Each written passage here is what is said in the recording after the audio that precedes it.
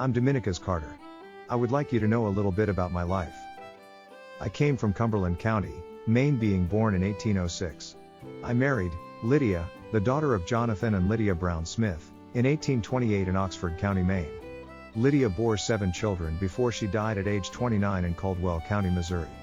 I had several families. My wife, Sophronia Babcock, died in childbirth in August of 1847. I am a blacksmith by trade. In the November 27, 1850 issue of the Frontier Guardian, I placed an advertisement that read, "Oh yes. Look here. Blacksmithing." The undersigned wishes to inform the public in general that he has of late prepared ox frames for shoeing oxen, it being a branch of business of which he is well acquainted, also horseshoeing. He manufactured steel-plated hoes, chisels, drawing knives and knives for cutting shingle by horse or level power, and axes, wagon and buggy ironing, with many other things too numerous to mention. Call and see. Signed, Dominicus Carter. His shop is at Carterville, 2 miles from Canesville. In 1846, when the Mormons arrived in western Iowa after they left Nauvoo, settlements began to spring up and down the Missouri River. At the place where Mosquito Creek empties into a larger branch of the same creek, a settlement began and was called Carterville. Allegedly, Carterville was named for me. Carterville may have been originally named Centerville and then changed to Carterville. Looking at the microfilmed copy of the Pottawatomie County, Iowa High Priest's Records 1848 to 1851, one might be convinced that the title was originally Centerville and was written over and changed to Carterville. One other piece of evidence is the announcement of the marriage of William H. Lee and Harriet A. Carter. The Frontier Guardian newspaper states the place of residence as Carterville and the marriage license lists Centerville as the residence of both parties. The residents of Carterville were mostly Mormons who built huts. In its glory, Carterville became a settlement of about 500 huts and was a rival to the developing Canesville.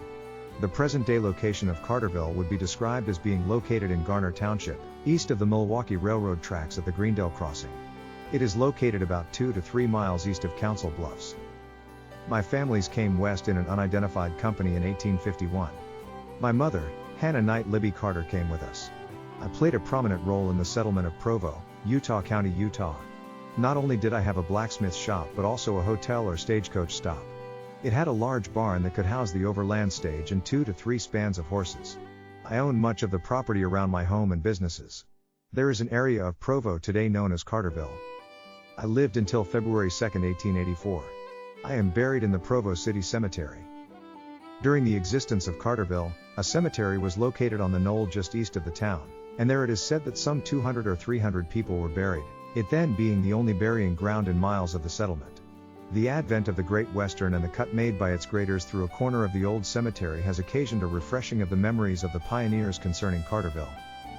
The following was written in the Salt Lake Tribune, Saturday, October 18, 1902, with these headlines. Old Mormon Cemetery. Railroad graders in Iowa unearth bones. Once town, now cornfield.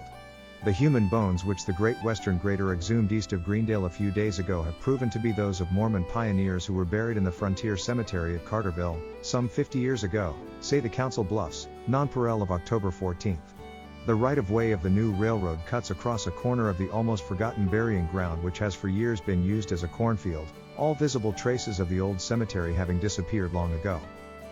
In June of 2012, a team of researchers used scientific equipment to confirm the location of that cemetery. Ground-penetrating radar has been used extensively for geological and archaeological exploration and mapping. Possible grave sites were flagged as GPR data was being taken.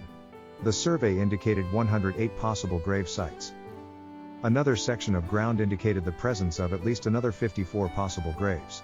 Thanks to GPR, the Carterville Cemetery has been rediscovered. This is my sojourn in the wilderness story.